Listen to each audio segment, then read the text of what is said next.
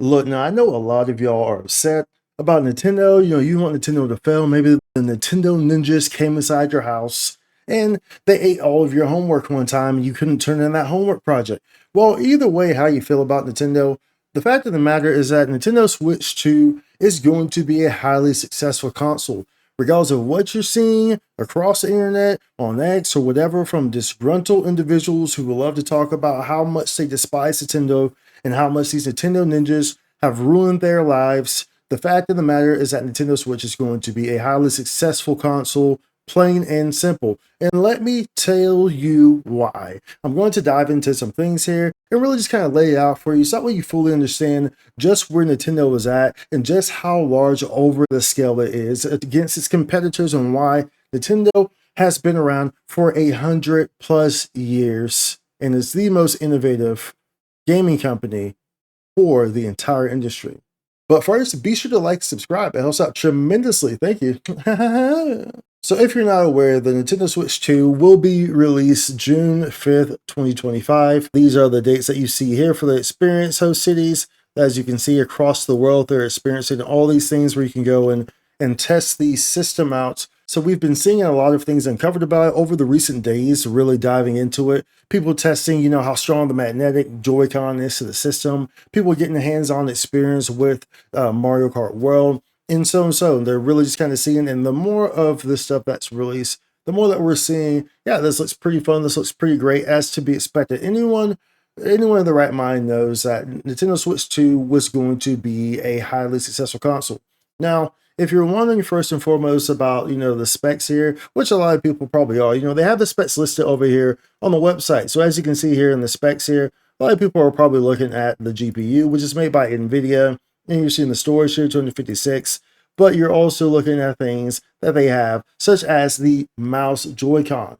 I think the mouse Joy-Con is one of the most innovative things that there is on this whole thing, because the mouse Joy-Con really creates a new situation and a new way to play. And let me really put this into y'all's mind frames to fully understand just how big the mouse Joy-Con really is.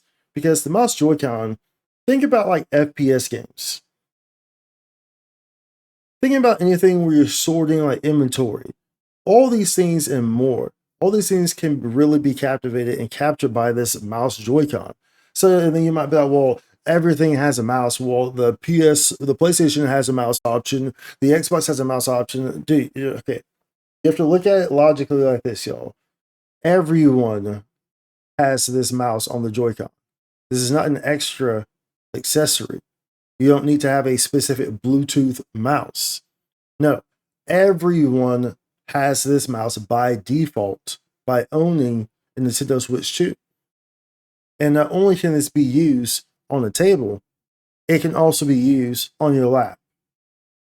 This changes everything in a very large scope of how innovative these games can become and how they can be utilized. Of course, we know Nintendo has been the most innovative company for gaming pretty much in their entire history. They have done the most by far for the industry, hands down, over the years that they have been active. Now, of course, if you're wondering about the price for this, as many of y'all are aware, all the controversy in the North America and USA is going to be $449 and $499 for the bundle with the Mario Kart. Of course, there's still some speculation here about the prices with the games. And I think that's the biggest thing to really be alarmed about, or the biggest reason to feel any sort of type of way. The price console is perfectly fair. Now, would it be cool if it were less than what it is? Sure. But honestly, realistically speaking, the price console for what's given, for what's going to be available, and of course, because it's Nintendo, they have crazy IPs, the quality that you're going to get on Nintendo games that you always are going to get, the price is more than fair and is more than reasonable for anyone to be looking to go into this field. You know that this is going to be a widely successful console, and it's going to be so for years to come. What's it been? 2017 is when the first one came out. So I mean, dude, that's 8 years. So I mean, that's a simple investment for 5 to 8 years probably is what we'll see within the lifespan of the Switch 2, right? And speaking of which, of course, you have to look at the lineup that they have. So the Switch lineup is as such. As you can see here, there's a handful of launch day games here that you would be interested in. Of course, there's a lot of like Switch 2 edition games as well. But one thing to note here is also the massive third-party support. Here's also a good representation of kind of what we're seeing here as they've released trailers and videos on their Nintendo YouTube page to really showcase some of the games that are heading that way. And of course, one of the big things is, of course, seeing Final Fantasy back on Nintendo.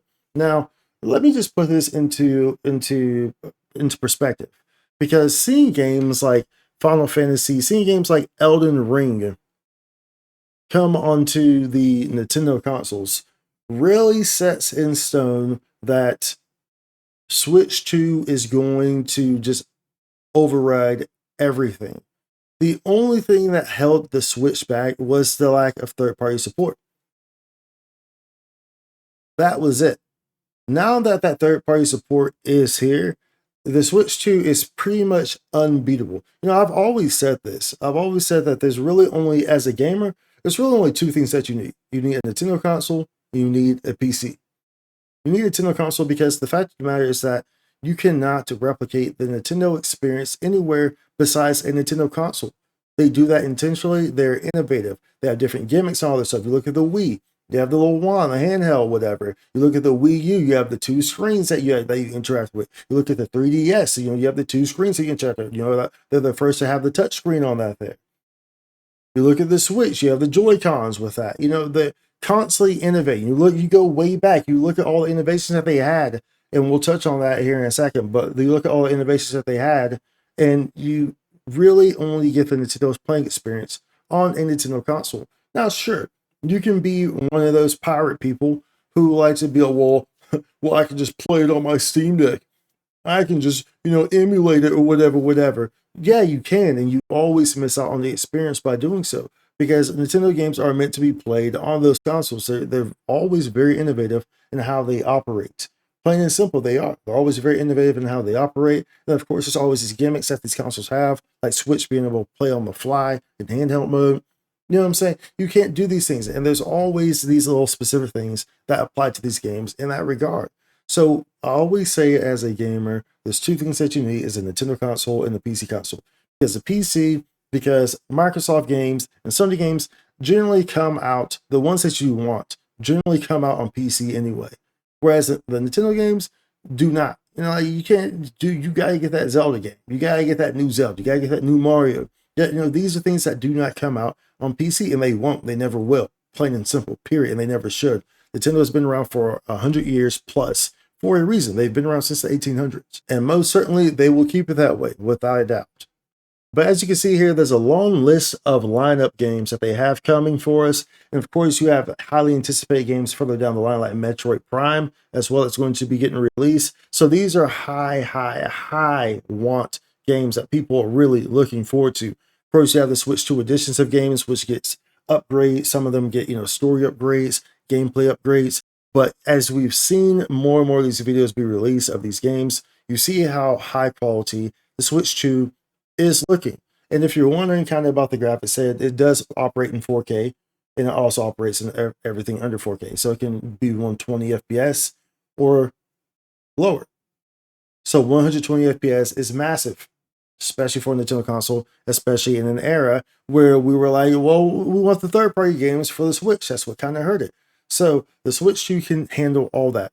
And let's be honest, y'all, the thing about Nintendo is that they focus on games. That's the one thing about Nintendo that they do well and why they've always been successful. It's because too many people get caught up on the face value of something. When I say face value, I mean graphics. So y'all are pretty, I like to describe it like this. You get so caught up on the hot chick or the hot guy over there, or whatever, whichever you're into, and you don't look at what's on the inside, right? So the looks will fade or whatever, but what you're really grabbing onto is the actual inside thing, right?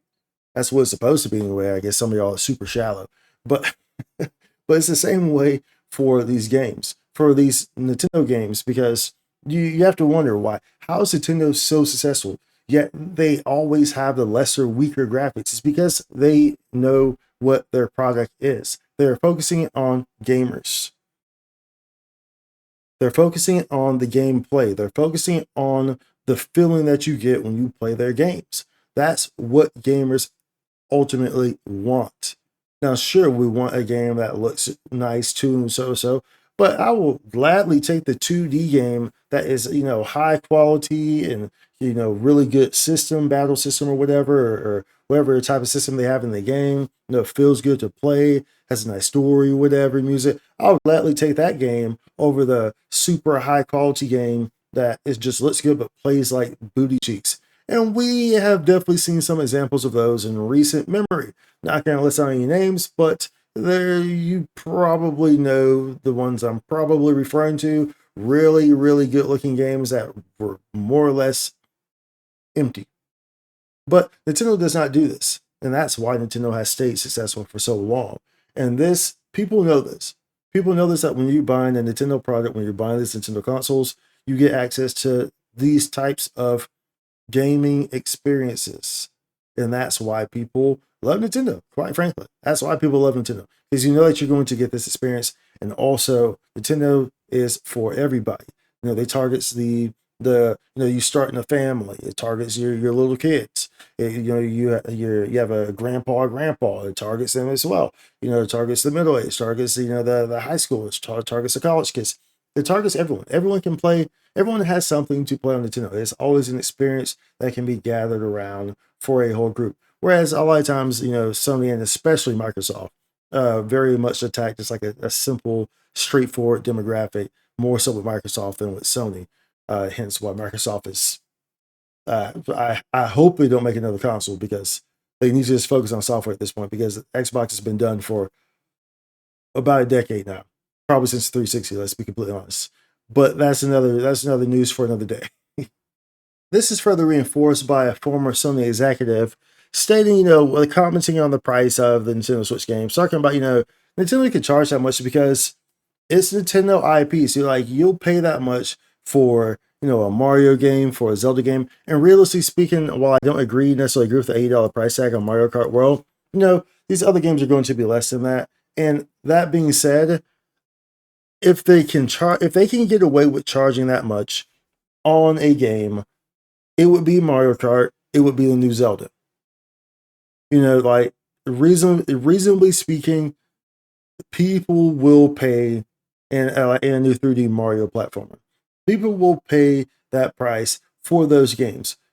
Quite frankly, Breath of the Wild and Tears of the Kingdom could have been $100 games.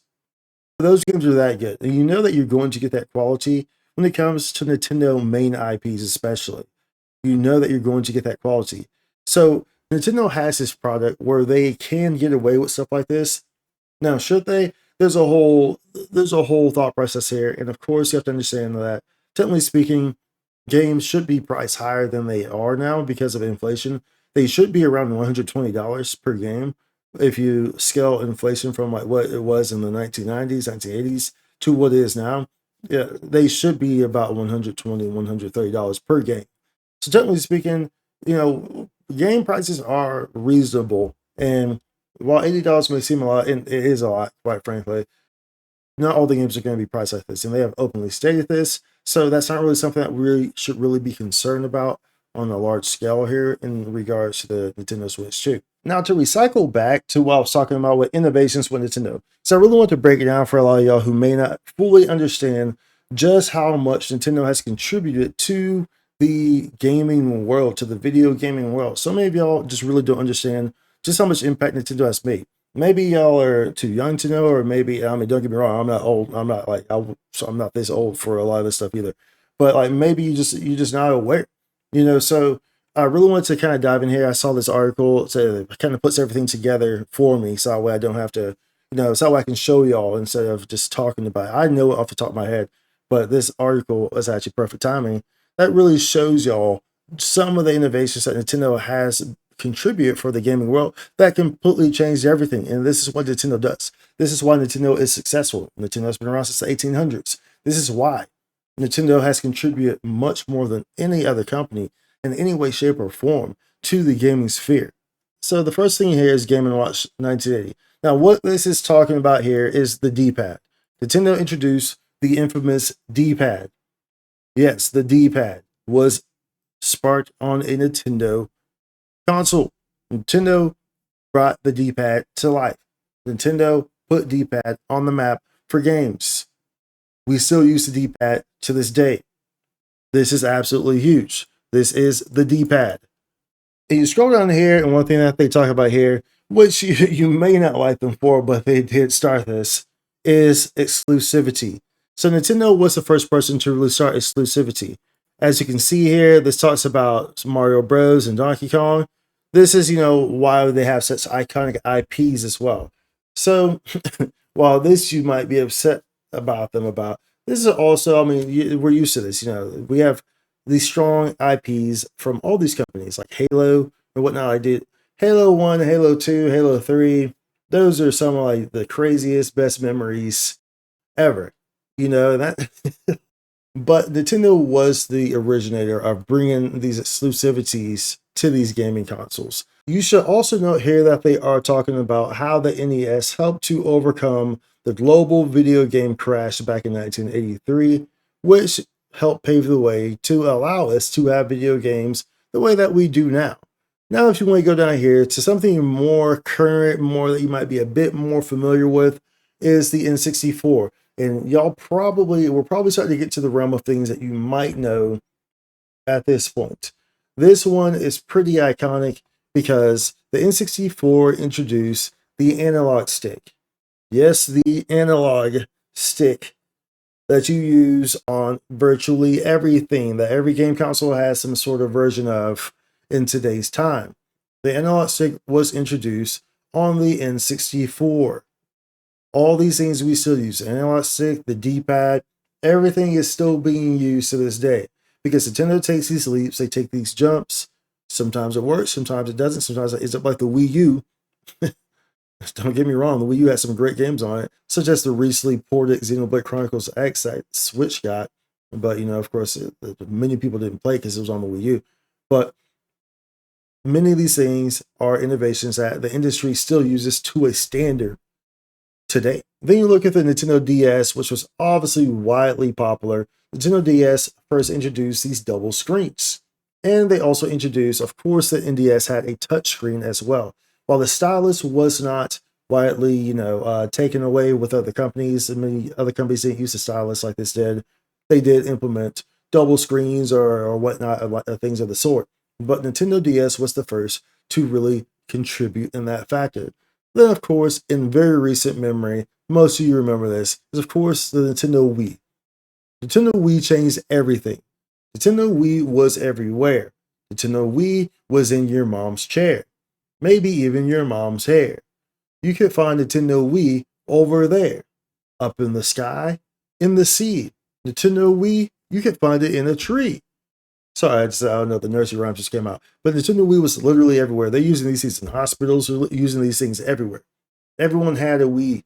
Everyone had a freaking Wii because it changed everything, the sensory of it. It just became a household name. We all know how popular the Wii was. And this is because Nintendo takes chances, is always thinking about being innovative to the gaming community. And whether you like them or hate them, it is because of them that we usually get pretty substantial innovations. Because if you leave it up to these other game companies, remember, these other companies aren't really game companies, they're companies. Gaming is their side product. Sony and Microsoft, obviously, Microsoft is Windows, obviously, they're more so PC. But gaming is their side product. Whereas Nintendo, its product is gaming. That's why Nintendo is the granddaddy master of gaming. Their whole product is gaming, and that's why they're so strict with their Nintendo ninjas coming after you when it comes to protecting their IPs, because they're protecting their legacy, they're protecting their employees, which we know they care a lot about. As y'all all remember the late Satoru Iwata, when he cut half of his salary, literally half, because of the failure of the Wii U, to make sure that people did not get laid off. That's pretty darn spectacular from an executive to do. I believe he was the CEO. It's pretty spectacular. So we know that they care a lot about that. But that's the thing about Nintendo, is that they care a lot about the gaming industry. They care about creating an interesting experience. Whereas these other companies, Microsoft, Sony, they're just in it to pull some money out, And don't get me wrong, PlayStation 2, obviously still the greatest selling console of all time. Absolutely phenomenal console. And I have a lot of great memories from the PS2 as well. Don't get me wrong. I got nothing but love for the Xbox and for the PlayStation. But I'm not going to sit here and act like Nintendo is not the top dog in this whole thing. Let's just be completely logical, completely honest here, because it just is. It's the top dog. Nintendo was the life of a lot of these franchises. We see games like Final Fantasy returning to Nintendo. Of course, for those who are not aware, Final Fantasy started on Nintendo, and then it later on went to PlayStation, chose PlayStation, because it could do a little bit more during that era, during when PlayStation first came out. But Final Fantasy started on Nintendo. So seeing games like Final Fantasy come back home, rather, you could say that, come back home, is pretty massive for the console, for the company, for everything. Like I said before, you really only need two things. That's a Nintendo console, that's a PC. That's it. Now, speaking on games and Nintendo ninjas, first thing you might come to mind is, of course, Power World, right? And of course, Super Smash Bros. As well might be things that come to your mind. And of course, this is why a lot of people feel strongly about Nintendo, because they come after things, they come after these games, they come after Super Smash Bros. And while, I definitely agree about the Smash Bros. When they stopped the tournaments from being held back in like 2011 or something like that, right? I think they stopped the tournaments. But obviously, that was an issue. Of course, that was a reason to be upset. But that was way back when. Of course, they recently stopped one as well. For example, as you see here from this article, which kind of touched on, Nintendo shut down some Smash tournaments and whatnot. And of course, it presents over licensing issues. As you can see here, let's zoom that in for y'all. As you can see, it presents over licensing issues, and it talks about why this is shut them down. It talks about here recently 2021, and of course, Evo 2013. So, there of course there have been these issues with that, and I understand people's feeling about that. I fully understand why you would feel that way about that, and it's like it can be very annoying in that regard. So I understand that, but I also understand them trying to protect their licensing and protect their IPs and this and that. But this is a small thing going on here, and this happened. This happened on a few occasions, but it's not something that's like every year. Nothing can happen. Nothing can ever have a tournament with super light. It's not like that. So it's not really something to really get caught up over, right? I understand why they do these things, and like I said before, they're very strict about protecting their IPs. And I'm perfectly okay with that, because how much they continue to contribute, how much they mean to the gaming space, how they're really the only company that is going to take risk. They're really the only company that takes risk. And the fact of the matter is that these are their IPs, and they value their IPs, and they protect those IPs. And that's why they have been around for so long, is because they protect their IPs.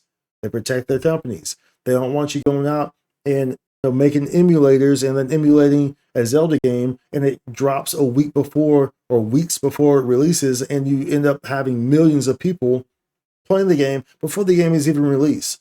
Now, and that's a whole nother conversation here, because if you want to talk about emulators, you're going to be like, oh, well, there's nothing illegal about emulators. You're correct. There's nothing illegal about emulators. I've used emulators in the past, usually on low level games, like Super Nintendo games, right? Never have I used it on like a current generation or even the next to current generation games or whatever. But of course, yeah, emulators aren't illegal, but we all know what emulators are used for. Don't try to play dumb there, because we all know you're pirating games. Plain and simple. There's no such thing as someone who has an emulator of one of these consoles, whatever, and they own every single game that they are downloading these ROMs for. You know it's not true, so stop making that argument. While the premise of emulation is not illegal, we know as a logical individual who can see, who has two eyes, who has some ears, you can tell, unless you're a freaking goldfish, that obviously a lot of negative and illegal stuff is going on behind the scenes of emulation. That is obvious. So stop trying to make that argument, because it does not work. You think if we can figure this out, obviously Nintendo knows this, right? It's not rocket science, bro. It's not rocket science. Let's be honest here. But nonetheless, that's why Nintendo is, of course, so stringent about protecting its IPs, and I have no issue with that whatsoever. As much as you dislike Nintendo ninjas, Nintendo ninjas are also the reason while we have a lot of great innovations within the gaming industry. Now, another key thing here that really highlights about why and how Nintendo Switch is already so popular is that you can see the popularity of it in Japan. Just right off the bat, you go to the Japanese space, they have to release a statement. And as you can see here in this article where they kind of talk about it, they have to release a statement where Nintendo was like, yo, we apologize for any inconvenience caused by the Switch 2 pre-orders in Japan, causing the eShop to malfunction for 5 days in a row. 5 days in a row. I got 5 on it. I got 5 on it. 5 days in a row, this thing was malfunctioning because of the heavy demand for the Switch 2. The console is going to sell like hotcakes. Plain and simple. People want this thing. People are going to enjoy the Switch 2 because it is the Switch 2. The Switch came out in 2017. It's been a long time. People are going to purchase this console. People are going to feed this console for a long, long, long time. That's just the fact of the matter. There is no reason why you would not. You have everything that you could ever want with this console. You have all your Nintendo games, you have the third-party support, you have the graphics, you have the innovations, such as like these mouse controls. You have everything that you want. You have the Nintendo Switch Online expansion, so you get access to, GameCube games, Nintendo 64 games, so and so and so. You have everything that you could ever possibly want with this. So, of course, people are going to be freaking purchasing the Nintendo Switch 2. Obviously, that is not rocket science. And as you can see by the high demand in Japan, this is very, very evident. Of course, the high demand is present everywhere in the world right now for it. These things are going to be selling like hotcakes. Of course, we know that they have been manufacturing these for a while. So, they've put a strong emphasis on making sure that these things are as available as they can be. Of course, it's launch. So, this availability is always going to be a subjective term because there's rarely ever enough availability because so many people want these consoles. But from what we can understand, these availability for these consoles is going to be pretty high. There's going to be a lot of them. So you shouldn't have to, it's not going to be like a GPU launch. It's not going to be like a 50 series GPU launch. Not that I'm not sure why I brought that up because you shouldn't be getting a 50 series anyway, because 4090 performance at the price of a 5070 or 5060. Bro, Jensen was tripping when he said that, bro. That's just flat out lie. The 50 series is a flat out lie. I'm on a 30 series car right now. I opted to just wait to the 60 series. That's how disappointed I was with the 50 series. The more and more videos that came out about that thing, I was like, bro, nope. This is a scam. It's a legit scam, bro. The whole thing is a scam. Unless someone sends me one for like $100, bro, probably just staying with the 30 series, unfortunately. But we ain't getting a 50 series. I definitely ain't paying that amount for a fake GPU. But okay, we ramble off now. We rambling off now. Yeah, Nvdia. They also they make the GPU for Nintendo. So yeah, now we're back on topic, right? Yeah. All in all, the Nintendo Switch 2 is going to be set to be breaking some records. So most definitely, as you can see here, Nintendo holds 3 of the top 4 gaming spots of all time already. As you can see, Nintendo DS, the Switch, and of course the Game Boy Color. Of course, PS2 sits comfortably at the top. Well, I guess comfortably at the top, but we know it's probably never going to be a record that is broken because the PS2 was around for so long, and it's supplied as a DVD player as well. That's honestly speaking, that's why it was so successful, is because people bought that instead of buying a DVD player. Like, quite frankly, I know people who just used it only for a DVD player. It was a bargain. It was a good bargain. Let's be honest. That's one of the reasons why the PS2 was so widely successful. But nonetheless, at the end of the lifetime of the Nintendo Switch 2, you can fully expect it to be up here around 4 or 3, maybe even 2. Honestly speaking, depending on how long it's around, it can definitely go up into these top 3 spots for sure, because of the inclusion of third-party support. Is going to put much, much more many eyes on the system. Now, if Nintendo Switch had third-party support the way that we're seeing for Switch 2, this would easily, this would have easily taken number 1, hands down. If this could do this without third-party support, let's be honest, So if we see a long tenure like we did with the Switch 2, you can fully expect to see this thing at the end of its life be up here in these top 3 slots, most definitely. Because third-party support is huge. It really attracts a lot of gamers. And you might be wondering, well, 10 years from now, we're not, the graphics are going to be so great, bro. Let's be honest, man. The graphics, man, they can only get so much better. They can really only get so much better. I mean, maybe I'm the only one who feels this way, but I think it'd be kind of weird playing a video game and the characters look like they're like legit, real life. Like it looks like it's like me talking to you right now. Like I don't know, it just doesn't feel like a video game. It just feels like real life at that point, right? It's I think that's kind of weird. You play video games, it's supposed to be a magical journey. You know what I'm saying? But you don't really get that if you're. Maybe I'm the only one who feels like that. I don't know. At any rate, y'all, this is why the Nintendo Switch is going to be massively successful. It releases June 5th, 2025. Excuse me, the Switch 2. It releases June 5th, 2025. And people are going to be buying this thing like freaking hotcakes. So hopefully this helped to explain some reasoning and logicality to you behind why Nintendo Switch 2 is, regardless of what you're seeing on X, regardless of how upset you may be from it and how much you want to misinform or say this, or fortunately, we live in an era now where like we have things like X and they have community notes. The community notes is so goated. I cannot express enough how goated community notes is, because it's so hilarious when you see like a blatant comment on X and it's like Nintendo Switch 2 gonna like here like today I saw one I was like Nintendo Switch 2 going to be struggling because of the 145% tariffs on China. And there's a community notes. Let's talk about the USA price. It's the community notes slap tip. Actually, Nintendo produces most of its stuff in Vietnam. That goes to USA. As such, it's not going to get affected at all by those tariffs. While there's some accessories that are produced in China, it's not going to actually affect the price for the console itself. Community notes is goated, bro. But at any rate, this is the whole reason behind that. Hopefully this explains some things about the legacy of Nintendo, being around since the 1800s. It explains some things about the innovations of it. It explains some things about the games of it, the expectations of the third-party releases, the mouse features, the innovations on that end, of course, the graphics, the specs that are required within the game. Of course, this explains a lot going on here, and hopefully it gives you reasoning and understanding into why this is going to be the next big. Oh, that was a horrible Mario example, by the way. But at any rate, the next big console to permeate through the world for the next several years.